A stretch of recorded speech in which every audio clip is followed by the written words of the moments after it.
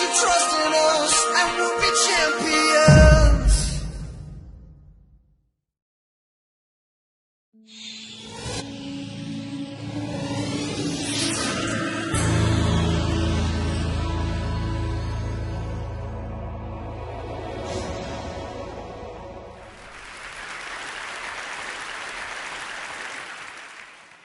What is going to be the future of learning?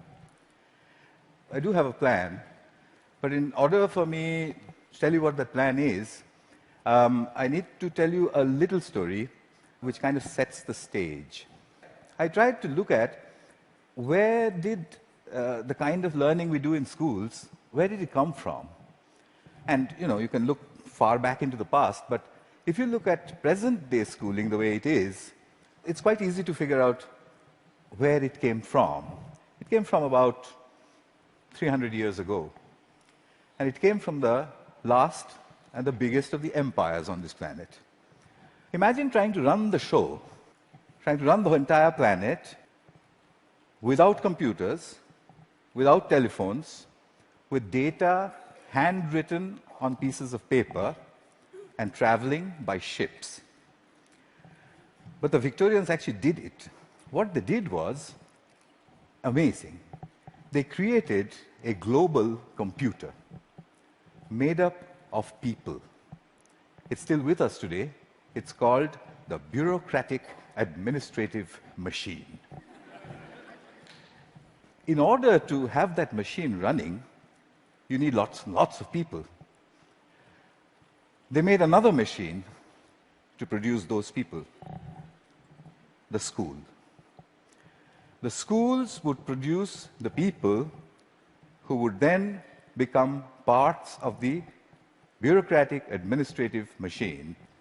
They must be identical to each other. They must know three things.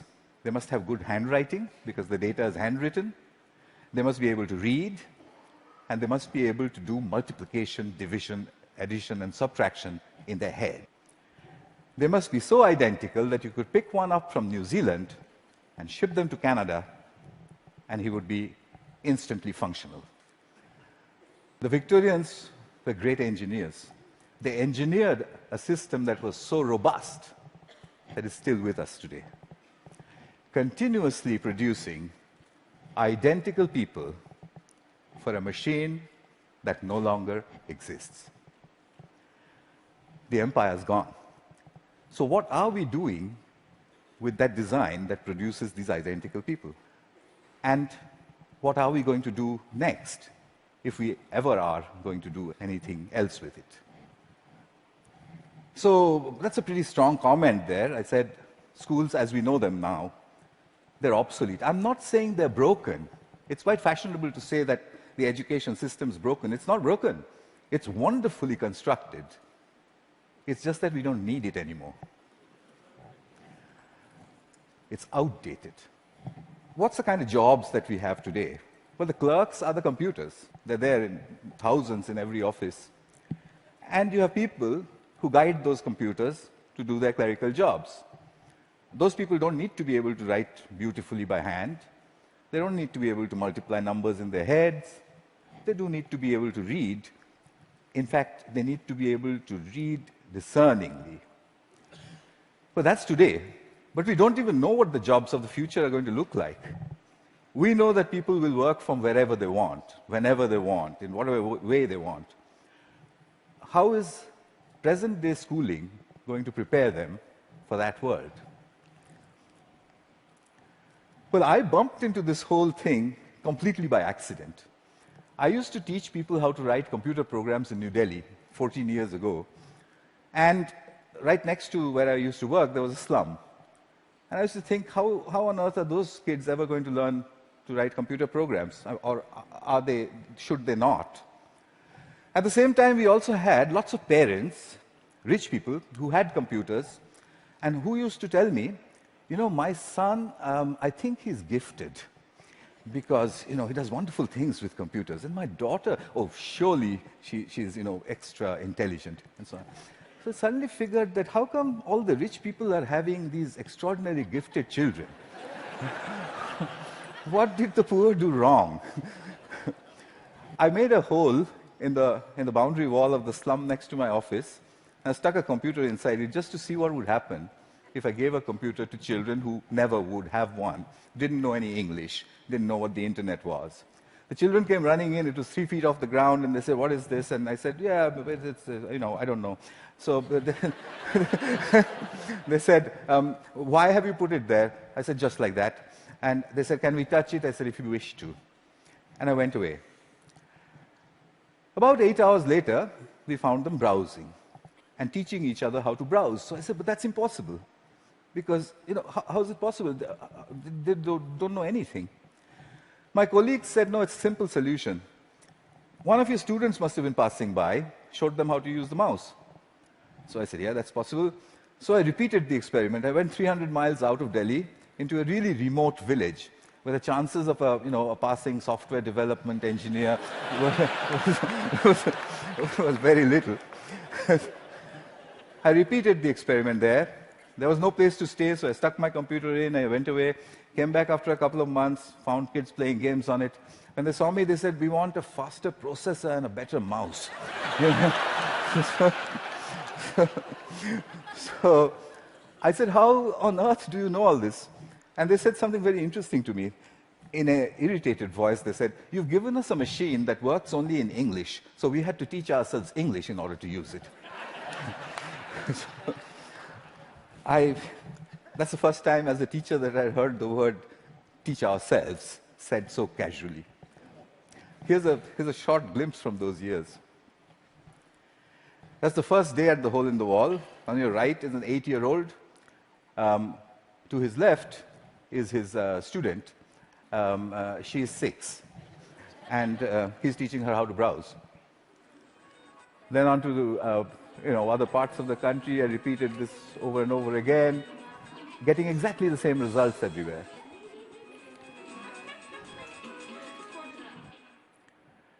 An 8-year-old telling his elder sister what to do.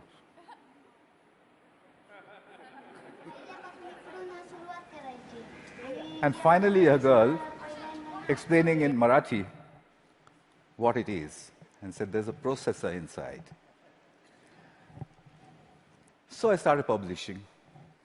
I published everywhere. I wrote down and measured everything, and I said, in 9 months, a group of children left alone with a computer in any language would reach the same standard as an office secretary in the West. I'd seen it happen over and over and over again. But I was curious to know what else would they do if they could do this much. I started experimenting with other subjects. Among them, for example, pronunciation. There's one community of children in southern India whose English pronunciation was really bad. And they needed good pronunciation because that would improve their jobs. I gave them a speech-to-text engine in a computer. And I said, "Keep talking into it until it types what you say." Okay. They did that, and watched a little bit of this. Nice to meet you. Nice to meet you. The reason I end it with that, the face of this young lady over there is because I suspect many of you know her. She's now joined a call center in Hyderabad and may have tortured you about your credit card bills. in a very clear English accent. So then people said, "Well, how far will it go? Where does it stop?" I decided I would destroy my own argument by creating an absurd proposition.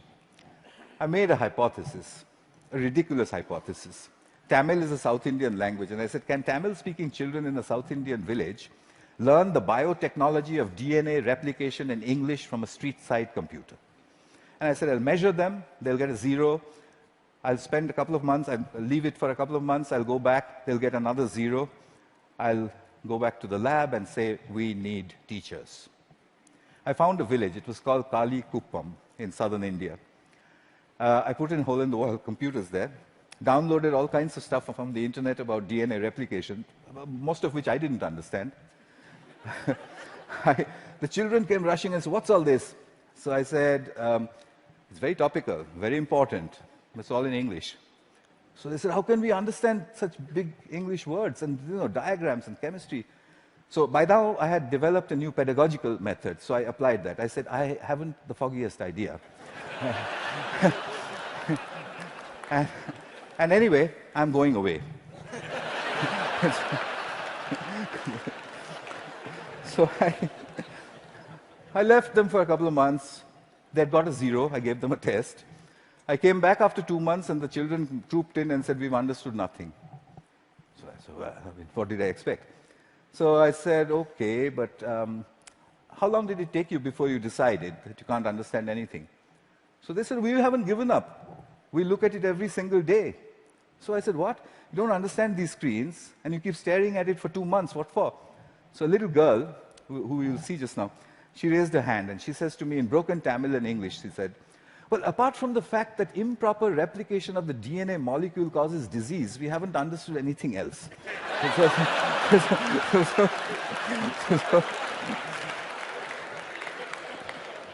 So I tested them. I got an educational impossibility, 0 to 30% in 2 months in the tropical heat with a computer under the tree in a language that they didn't know, doing something that's a decade ahead of their time. Absurd. But I had to follow the Victorian norm. 30% is a fail. How do I get them to pass? I have to get them 20 more marks. I couldn't find a teacher. What I did find was a friend that they had. A 22-year-old girl who was an accountant, and she played with them all the time. So I asked this girl, can you help them? So she says, absolutely not. I didn't have science in school. I have no idea what they're doing under that tree all day long. I can't help you. I said, I'll tell you what, use the method of the grandmother. So she says, what's that? I said, stand behind them. Whenever they do anything, you just say, well, wow, I mean, how did you do that? What's the next page? Gosh, when I was your age, I could have never done that. I mean, you know what grannies do. So she did that for 2 more months. The scores jumped to 50%. Kalikuppam had caught up with my control school in New Delhi, a rich private school with a trained biotechnology teacher. When I saw that graph, I knew there is a way to level the playing field. Here's Kalikuppam. Neuron cell death and communication. I got the camera angle wrong in that one. It's just amateur stuff. But what she was saying, as you could make out, was about neurons. But her hands were like that, and she was saying neurons communicate. At 12. So, what are jobs going to be like? Well, we know what they're like today. What's learning going to be like? We know what it's like today. Children poring over with their mobile phones on the one hand, and then reluctantly going to school to pick up their books with the other hand. What will it be tomorrow? Could it be that we don't need to go to school at all? Could it be that at the point in time when you need to know something, you can find out in 2 minutes? Could it be a devastating question, a question that was framed for me by Nicholas Negroponte? Could it be that we are heading towards, or maybe in, a future when knowing is obsolete? But that's terrible. We are Homo sapiens. Knowing, that's what distinguishes us from the apes. But look at it this way. It took nature 100 million years to make the ape stand up and become Homo sapiens. It took us only 10,000 to make knowing obsolete. What an achievement that is. But we have to integrate that into our own future. Encouragement seems to be the key. If you look at Kuppam, if you look at all of the experiments that I did, it was simply saying, wow, saluting learning. There is evidence from neuroscience. The reptilian part of our brain, which sits in the center of our brain, when it's threatened, it shuts down everything else. It shuts down the prefrontal cortex, the parts which learn. It shuts all of that down. Punishment and examinations are seen as threats. We take our children, we make them shut their brains down, and then we say, perform. Why did they create a system like that? Because it was needed. There was an age in the age of empires when you needed those people who can survive under threat. When you're standing in a trench all alone, if you could have survived, you're okay, you passed. If you didn't, you failed. But the age of empires is gone. What happens to creativity in our age? We need to shift that balance back from threat to pleasure. I came back to England looking for British grandmothers. I put out notices in papers saying, if you're a British grandmother, if you have broadband and a web camera, can you give me 1 hour of your time per week for free? I got 200 in the first 2 weeks. I know more British grandmothers than anyone in the universe. They're called the granny cloud. The granny cloud sits on the internet. If there's a child in trouble, we beam a gran. She goes on over Skype and she sorts things out. I've seen them do it from a village called Diggles in northwestern England, deep inside a village in Tamil Nadu, India, 6,000 miles away. She does it with only one age-old gesture. Okay. Watch this. You can't catch me. You say it. You can't catch me. I'm the gingerbread man. Well done. Very good. So what's happening here? I think what we need to look at is we need to look at learning as the product of educational self-organization. If you allow the educational process to self-organize, then learning emerges. It's not about making learning happen, it's about letting it happen. The teacher sets the process in motion, and then she stands back in awe and watches as learning happens. I think that's what all this is pointing at. But how will we know? How will we come to know? Well, I intend to build these self-organized learning environments. They're basically broadband, collaboration, and encouragement put together. I've tried this in many, many schools. That's being tried all over the world, and teachers sort of stand back and say, it just happens by itself? And I said, yeah, it happens by itself. How did you know that? And I said, you won't believe the children who told me and where they're from. Here's a soul in action.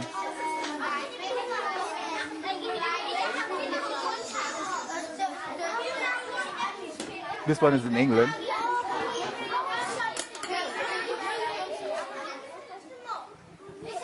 He maintains law and order.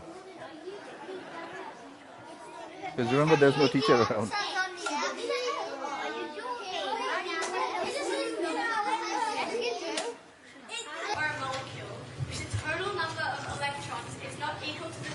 Australia. Giving it a net positive or negative electrical charge.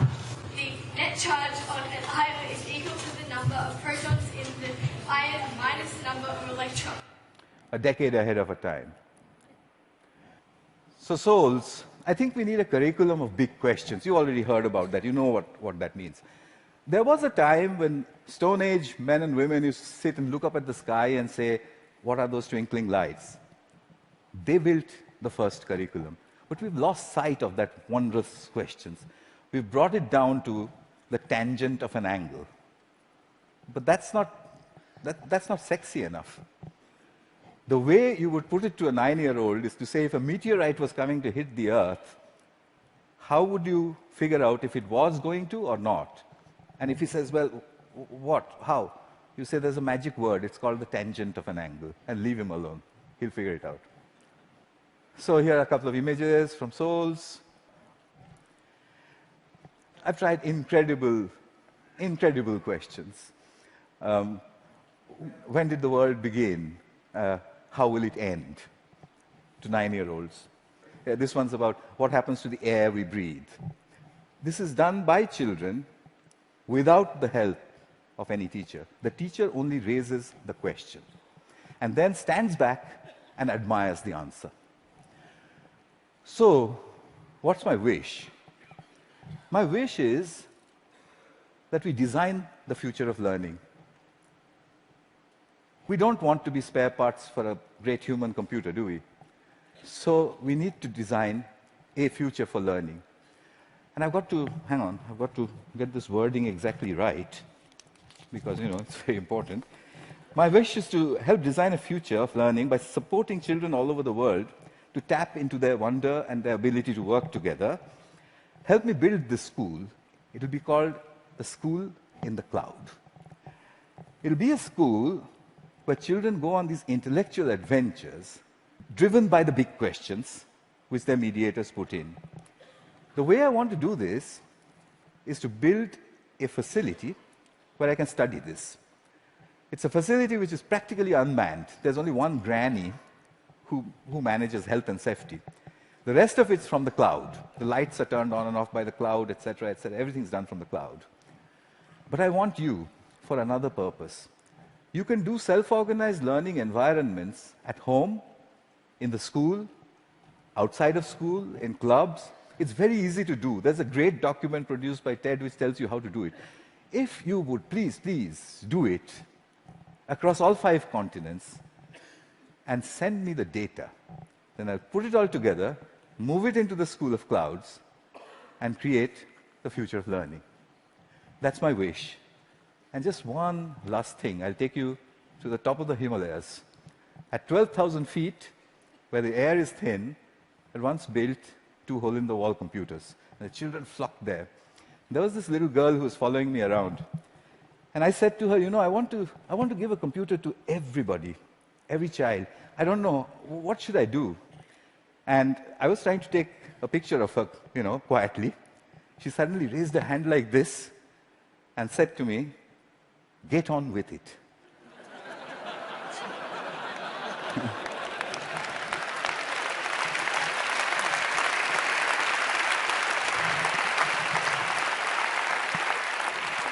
I think it was good advice. I'll follow her advice. I'll stop talking. Thank you. Thank you very much. Thank you.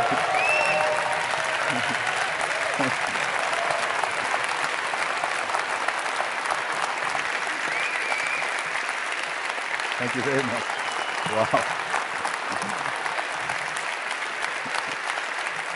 Wow.